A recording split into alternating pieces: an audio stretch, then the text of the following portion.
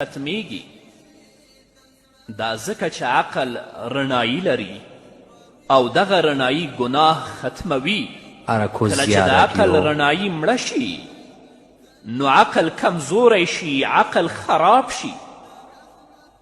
د سلفو یو عالم لیکي هیڅوک ګناه نه کوي مګر دا چې په دغه وخت کې عقل غائبیږي، ځکه که عقل یې په دغه وخت کې حاضر وای نو دی به یې له ګناه څخه منع کړی وی.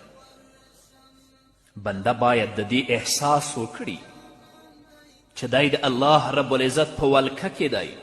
که دی ګناه وکړي د هغې په وجه به د دنیا او آخرت هغه ګټه او خوشحالي له لاسه ورکړي کومه چې د ګناه د هغه لږ او ظاهري خوند څخه څو چنده زیاته ده. نو آیا عاقل انسان او روغ زړه لرونکی بنده به داسې وکړي؟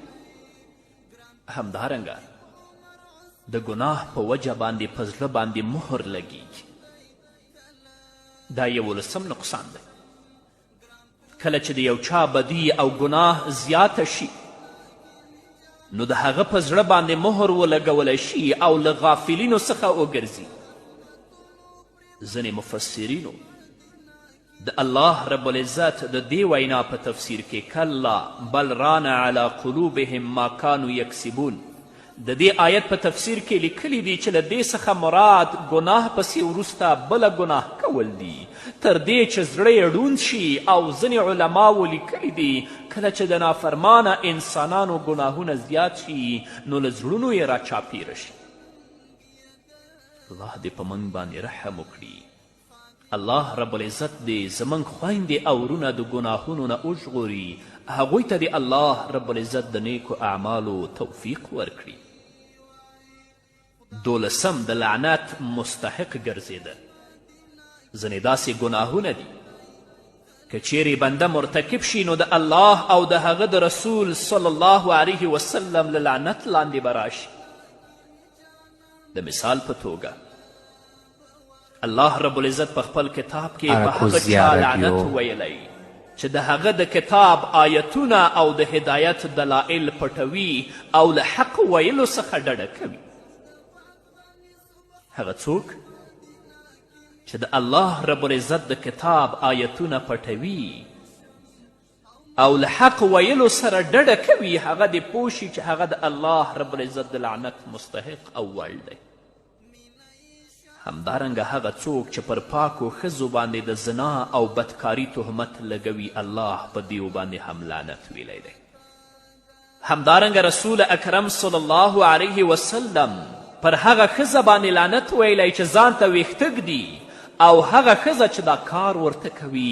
همداراز هغه ښځه چې په ځان داغولو سره خال لګوي او هغه ښځه چې بلې ښځې ته دغسې کار کوي.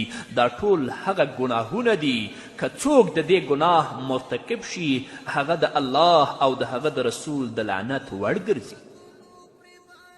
همدارنګه په احادیثو کې د شرابو په څکونکي، د شرابو په وړاندې کوونکي، د شرابو په زبېښونکي، د شرابو په پلورونکي او د شرابو په اخیستونکو باندې د محمد رسول الله په احادیثو کې لعنت ویل شوی دی. الله رب العزت دې موږ د هغو ګناهونو نه وساتي چې د هغو په ترسره کولو باندې موږ د الله د رحمت او د نظر نه لرې کیږو، د الله رب العزت د لعنت وړ ګرځو. راځئ ګناهونه پرېږدئ، هغو نیکو عملونو ته مخه کړئ چې د هغو په ترسره کولو باندې تاسو د الله د رحمت وړ وګرځئ.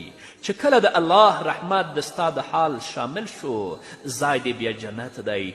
او که خدای مکړه ګناهونه دې ترسره کړل هغه ګناه چې په هغې باندې ته د لعنت وړ ګرځې نو د الله د رحمت نه لرې شوې. چې کله د رب العزت د رحمت نه لرې شوې نو بیا دې ځای جنت نه بلکې جهنم دی.